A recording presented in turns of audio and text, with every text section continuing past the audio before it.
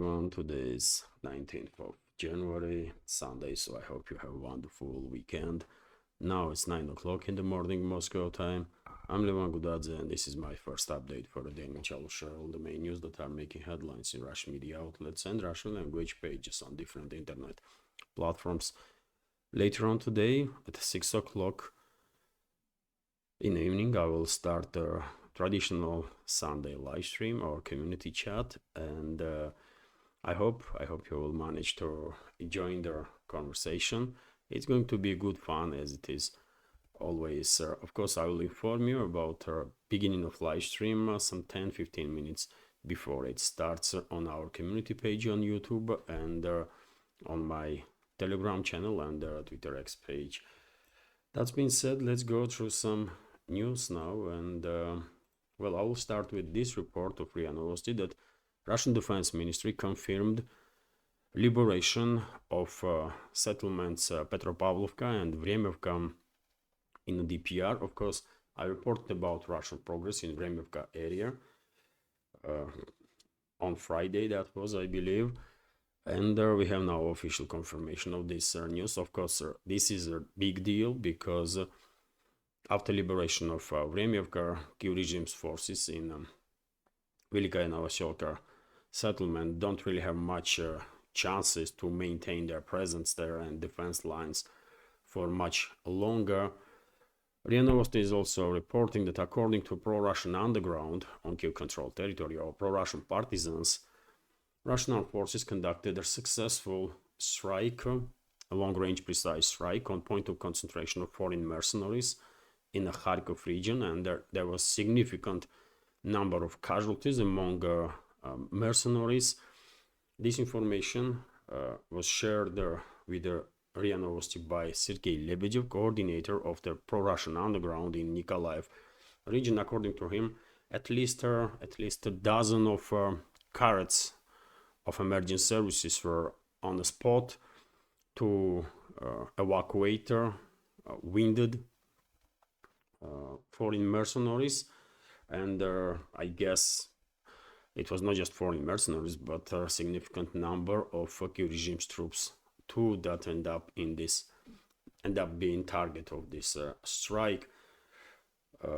This is obviously not the first time. Nowadays, almost every day we are receiving information about long-range Russian strikes on points of concentration of foreign mercenaries. Just a couple of days ago, there was another strike in Izium city area, which is Odessa region. And during that strike, also a significant number of foreign mercenaries were neutralized. And also there was a strike in Dnipropetrovsk and Kryvyi Rog areas where also foreign mercenaries. And in case of Kryvyi Rog, even military personnel of NATO was neutralized there, and I guess many of you are already familiar with this news that NATO F-16 pilot was killed during the Russian strike, exactly in Kryvyi Rog. So Danish instructor Jeb Hansen, who was training Ukrainian pilots to fly F-16 fighter jets, has allegedly been killed in a Russian missile strike in Ukraine. Sources within Russian law enforcement agencies have reportedly told the agency, TASS news agency, that Hansen died during attack on a training center in the city of Kryvyi Rog in the Dnipropetrovsk region in central Ukraine. Previously, the Russian newspaper Gazeta had said that the Russian forces used a Iskander missile to destroy Kloster university building in the city, which the Ukrainian military had converted into a barracks. The upper part of their 4-story building was almost completely destroyed, according to reports, while the facade of the building sustained heavy damage, according to Russian media reports, citing a post by Hansen's friend on social media. The Dane had significant experience in flying F-16 jets and had trained hundreds of Ukrainians to operate the plane. Well, I don't know about hundreds of Kiev regime's militants that he trained, but well, he will do so no longer. Neither Denmark nor the Russian Defense Ministry has officially confirmed or commented on this report.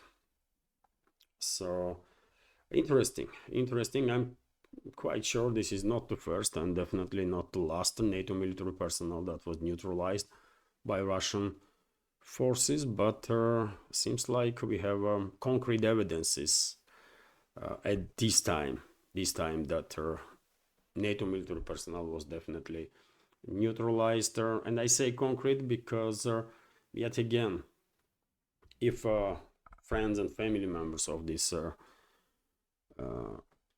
Danish military are commenting and acknowledging fact that he was killed, then I don't think it is that necessary confirmation to came from defense ministries of the two countries. Probably we will learn some more news about this development and I will share additional information in the next update. Meanwhile, by the way, RT is reporting that US deploys modernized nukes into Europe. United States has completed the modernization of its primary thermonuclear weapon, according to NNSA Administrator Jill Hraby, who indicated that their B-6112 variant of the gravity bomb has already been deployed across military bases in Europe under NATO's nuclear weapons sharing program. The B-61 family of the bombs has been in service over 50 years. B-6112 life extension program, initiated in 2008, aimed to refurbish the bomb's nuclear and non-nuclear components, extending its lifespan by at least another 20 years. Earlier this month, the US National Nuclear Security Administration announced the completion of the program with the final planned units of the B-6112 now produced. The new B-6112 gravity bombs are fully forward deployed, and we have increased NATO visibility to our nuclear capabilities through visits to our enterprise and other regular engagements, Hraby said in remarks at the Hudson Institute on Thursday. So, well, US is deploying nukes in Europe, and unfortunately, there is a, I will say, quite significant risk that at least in percentage point, I will say there is at least 5 to 10% risk that at one point during this escalation between Western ruling class and Russia, it may come to direct exchange of fire between the armed forces of sides, and well, even nukes may be used, not in a full-scale exchange, but in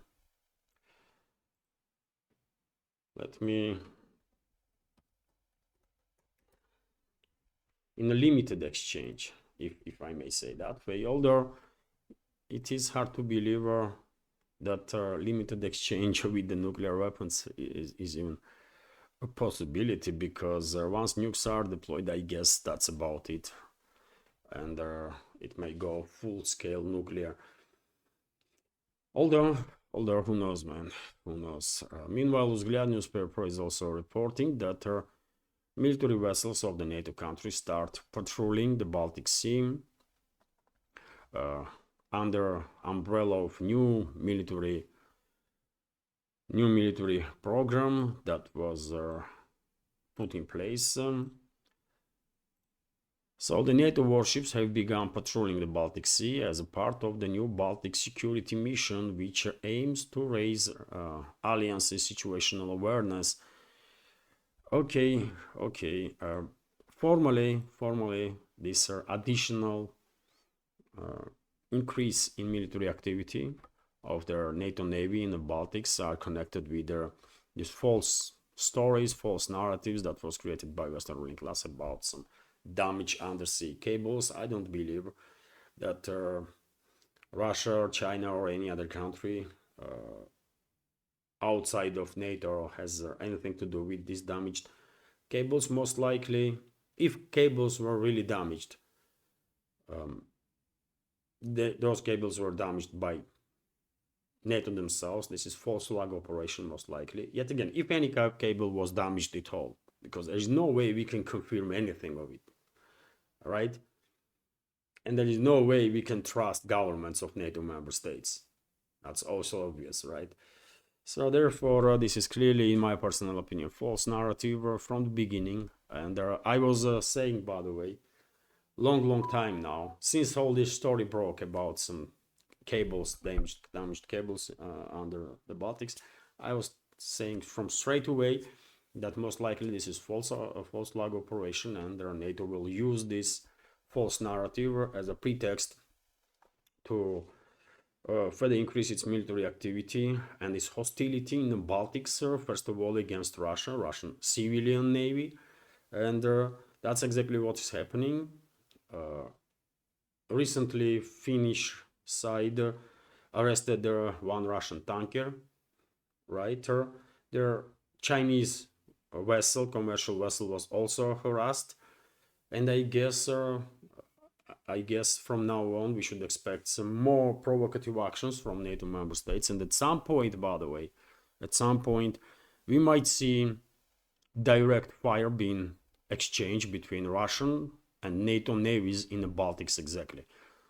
Because if NATO continues to harass Russian commercial vessels, obviously most likely Moscow will authorize Russian Navy to escort commercial vessels, and if any NATO member state will try to do anything, then, well, I don't think it will end well for that NATO vessel or the NATO country itself.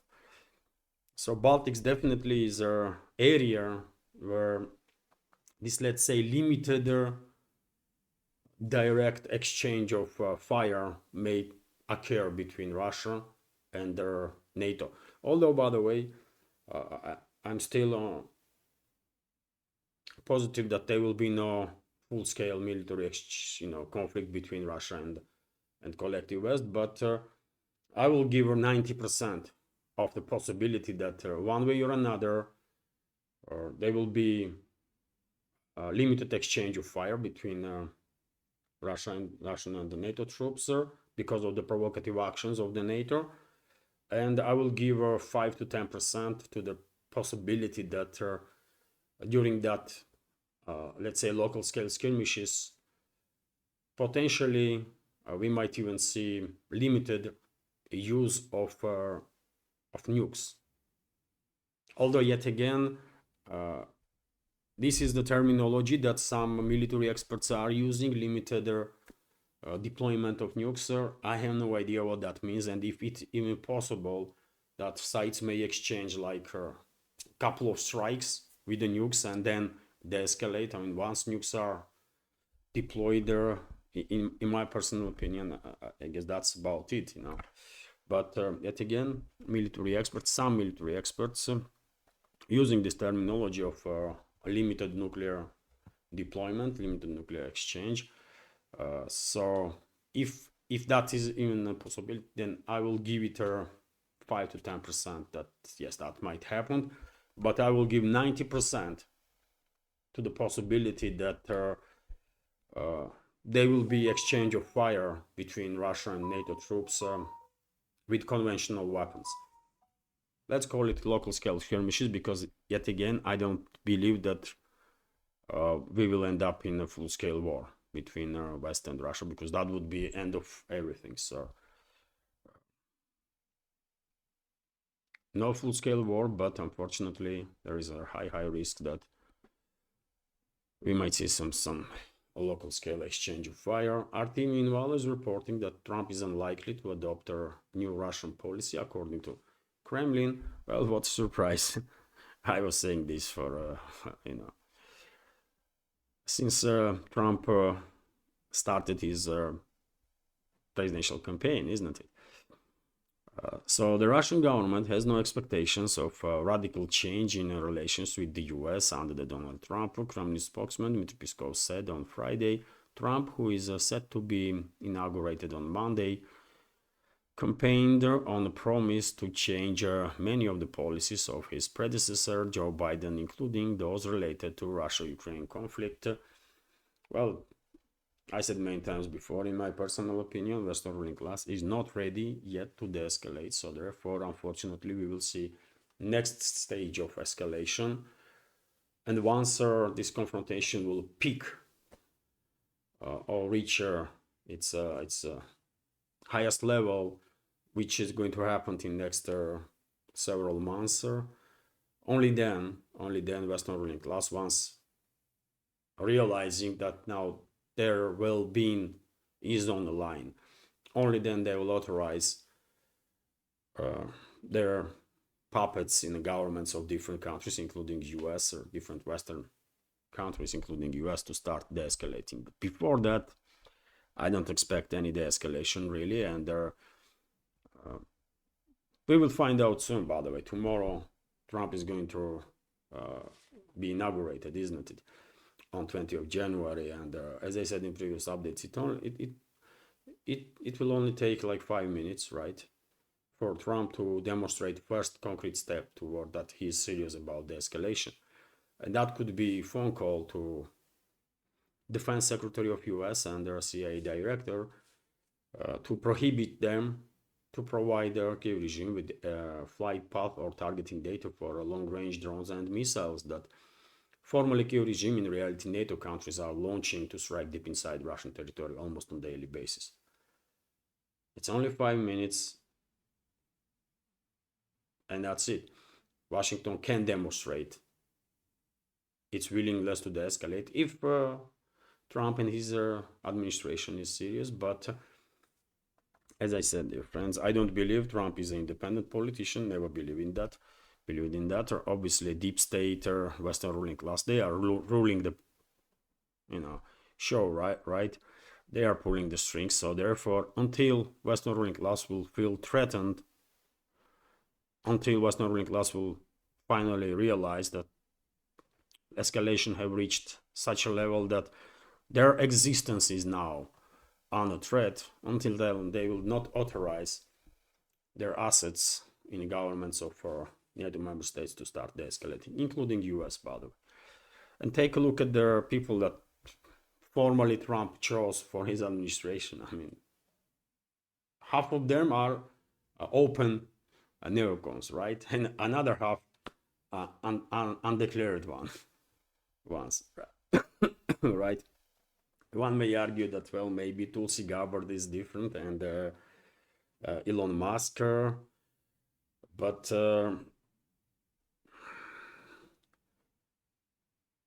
we will find out.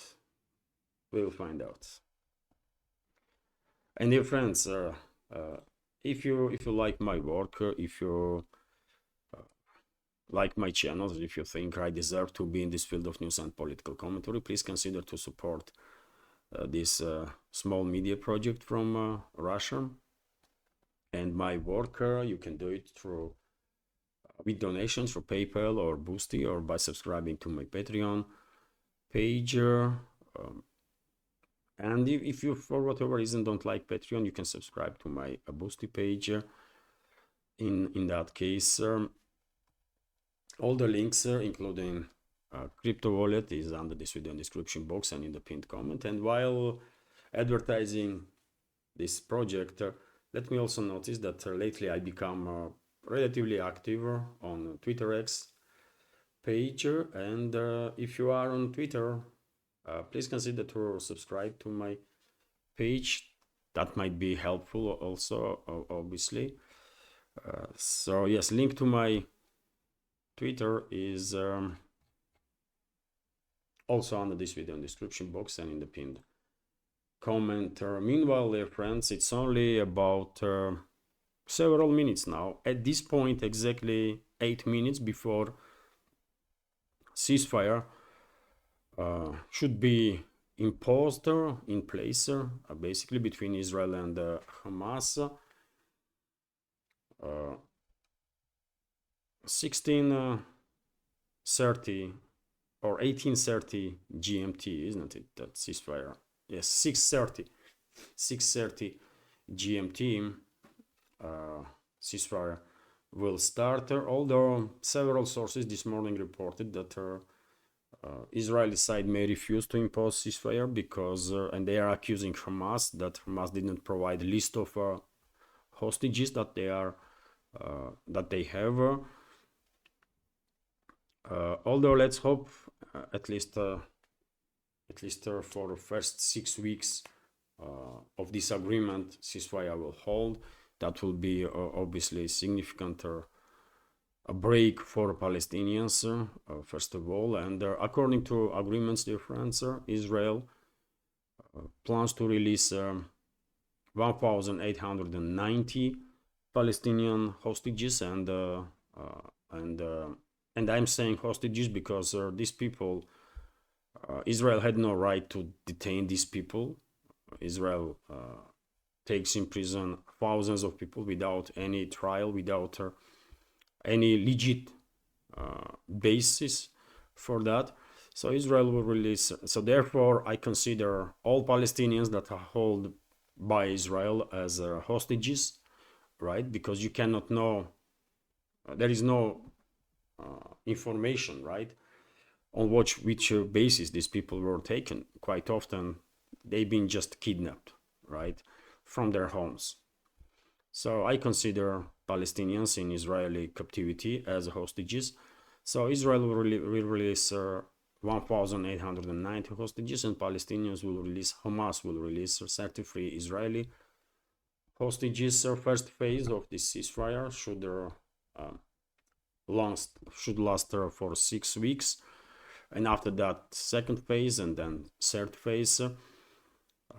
Let's hope peace will finally return to this part of the Middle East, but unfortunately I'm a bit skeptical on that. Once Israeli hostages are released, Netanyahu will feel less pressure, less internal pressure, and I guess this first phase of ceasefire will be used by Israeli side to reinforce, rearm, reorganize, and then any excuse will be used by Netanyahu and his associates as a basement for escalation again. That's what is going to happen, especially now, by the way, when Trump is in office, and we all understand that Trump, his inner circle, all of them, entire his administration, they are Zionists, by the way, right? And Netanyahu will get whatever support he needs, everything he asks, he will get. Weapons, money, everything, right? So therefore, there is very little, next to none, chances that peace will hold, really, in the long terms in this part of Middle East. I don't believe in it. So, let's hope I'm wrong on that. And by the way, at this point, we have also reports that Israeli forces began withdrawing its troops from different parts of Gaza Strip, including Rafah city. I shared video of withdrawal of units of several brigades of Israel from Gaza, but yet again, I already said that this first phase of escalation, this de-escalation, will be used by Israeli side to rearm, reorganize, refit, and then any excuse will be enough for Netanyahu to start war again. And I believe final goal at this point of Netanyahu's regime is to force all Palestinians out of the Gaza Strip and to reintegrate Gaza Strip into Israel. And then if they will succeed with that, they will try very same with their West Bank, and after that with their southern Lebanon. TASS news agency is also reporting that, according to Turkish media, terrorist regime, pro-Turkish or Turkish-controlled terrorist regime in Syria issued a new decrees that prohibits any imports of any goods from Russia, Israel, and Iran, and also citizens of Iran and Israel are prohibited to visit territory that is controlled by these terrorists. Okay, okay. You know my take on Russian presence of Syria. I really hope Moscow will organize safe and secure evacuation of Russian citizens, Russian military bases from Syria, and will forget about existence of this so-called country. That's my take, by the way. I don't want Russia to have anything to do with this country. Russia supported Syria, Syrian people, but if Syrian people themselves don't want to fight for their independence, if Syrian people are okay being a client state of Turkey and run by Turkish terrorists, basically, pro-Turkish terrorists and foreign mercenaries, as it is happening right now there, then okay, it's their decision, right? But I'm quite sure, by the way, very many Syrians gonna regret that they did not fight these pro-Turkish terrorists and foreign mercenaries and did not die during the fight. That's how devastating objective reality on the ground gonna be for Syrians, especially for minorities. And I guess many of them already realized that. Meanwhile, TASS news agency is reporting that it will take time. It will take time before Syrian people will appreciate what Russia did to help them. But it will be too late. Like Afghanis, by the way. Now, if you ask Afghanis, many of them will say that probably it was a big mistake that many of them did fight Soviet forces, because they are realizing that Soviet Union went in to build, right? And Soviet Union invested their tens of billions, hundreds of billions of dollars to build infrastructure, to build schools, hospitals, universities, energy facilities, right? Power stations and everything, by the way. Everything that is still exists in Afghanistan was built by Soviet people, right? Almost everything, let's say. But at the time, well, a significant number of Afghans buying into Western propaganda, of the propaganda of some extremist forces, and they start fighting Soviets, and that was a huge mistake on part of Afghanistan. They know it, and they can compare now what Russia or Soviet Union was doing in Afghanistan and what NATO coalition did, right? And I personally, by the way, knew several Afghans that say to me that it was a mistake. I met one in England, for example, when I was living in England, right? So very same will happen in Syria. Many Syrian people will appreciate Russian assistance, but it just will be too late. Anyways, it is too late already, by the way. I mean, there is no more Syria, but I don't recognize whatever is left there as a state. I don't recognize no terrorist states, by the way. TASS news agency is reporting that Trump may postpone meeting with the UK Prime Minister. So US President-elect Donald Trump may postpone his meeting with the UK Prime Minister Keir Starmer, keeping in mind that activists of the Labour Party, currently ruling in their kingdom, campaigned for his opponent Kamala Harris during the US presidential elections. The Mail tabloid in UK reported on Sunday, citing sources in the Trump's team, and well, this might be the true, by the way. This might be the true because Labour Party definitely intervene in US elections, try at least, right? To intervene in US elections, and definitely not on the side of Trump. So who knows, maybe Trump's people will try to retaliate now. And by the way, Elon Musk is already doing this. Elon Musk is leading assault on Stammer, right?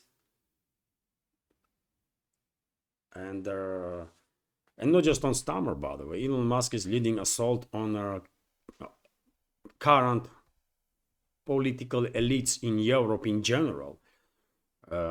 We all know his positions, not just in regards to UK, but also in regards to Germany, some other countries. So yes, Trump's presidency definitely gonna bring some big changes, I guess, for Europe also. Meanwhile, Greenland officials are saying that they want to have a new defense agreement with US, even though, as far as I understand, based on information in open sources, people of Greenland, government of Greenland, they don't really keen to become a part of US or Americans. They definitely want to cooperate, especially because they understand that they don't really have much options there. They cannot oppose US. And now this information that they want new defense pact with the US. Greenland wants to extend its defense agreement with the United States directly without the participation of Denmark. Greenland MP from the government coalition party, Siumiter Kuno Penker, said in an interview with the RIA Novosti, "We are de facto NATO country here through Denmark. The United States has military presence. We have a defense agreement between Denmark and the United States. We want to resume this, but with the defense agreement between Greenland and the United States only. And we can also enter into agreement with Denmark separately. We can even conclude a bilateral agreement with the EU. Opportunities are open," he said. So yes, I mean, there is a dancing around there this topic of Greenland by all sides at this point. And if you ask me, it's only a matter of time, and Greenland will be under direct or indirect control of US. Not Denmark, not even local governments, but US. That's how it is, by the way. It may be not fair, and it is not fair when superpowers have certain, can do some stuff that other countries can't. But we are not living in some utopia, isn't it? We are living in a world which is definitely not a perfect one, and therefore these major superpowers definitely have some advantages, let's say, that other countries don't. And therefore, obviously, if Western ruling class is determined that their main enforcer, which is US, needs to be in charge of Greenland, then that's what is going to happen. And nothing Danish government or Greenlandian government can do to oppose it or to stop this process. It is what it is. TASS news agency, meanwhile, is reporting that Trump coin, by the way, or meme coin, or whatever it is, that was launched about 2 days ago, isn't it? Some 48 hours ago, approximately, become a big hit on a crypto, in a crypto sphere, and in just last 24 hours, 11 billion was invested into this coin. Trade of this coin reached 11 billion, and currently this Trump meme coin or Trump coin, whatever it is traded on $30. I saw in one of the media outlets that it even reached $36. So whoever invested, by the way, in the beginning in this Trump coin definitely makes some good buck, that's for sure. Although, I mean, I'm not sure about fate of this Trump coin. Will it last, or it's just gonna be one of a winter, and after months or two, no one will remember about it. Like there are plenty of other coins, isn't it? Crypto, some assets that fail to gain attraction, like Ethereum did, or Bitcoin, or some others. But anyways, at this point, Trump coin is a thing, and trade is quite big. I mean, 11 billion in just last 24 hours. That's quite a lot. And it was initially selling for $5, right? And now, according to TASS news agency, price is about $30, although it might be even higher at this point, because TASS reported about it at 7 o'clock in the morning, and now it's up 22.10, right? So price might be different, might change in last 3 hours. Anyways, let's continue. And as you all already know, TikTok is no longer available in the US. TikTok is banned, and I guess this ban will last for another 24 to 48 hours, and that's about it. Then Trump, once in office, probably will issue some presidential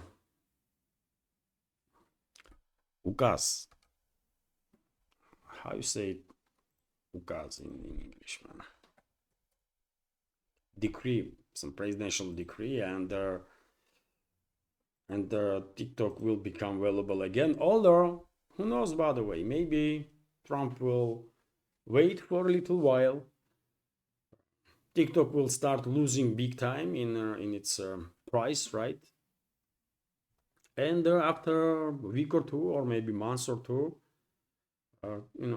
some US companies may buy TikTok on a much cheaper price than it is now. Maybe that's what will happen. Some might say this is not fair, but this world is not fair in general. What are you gonna do about it? World is not fair place, man, unfortunately. And finally, I'll give you this news that Russian media also pay attention to, which is that super rich people are ditching UK. So millionaires are leaving UK in droves since the Labour Party took over last year. The Times reported on Friday the exodus came after the government of Prime Minister Keir Starmer confirmed plans to abolish their country's non-domicile tax regime, which offered significant benefits to wealthy individuals living in Britain. Britain's national tax regime allows non-domicile, what the hell domicile means here, residents only pay taxes on their money they earn in the country and does not tax profits made elsewhere in the world. The regime has allowed wealthy individuals to save money while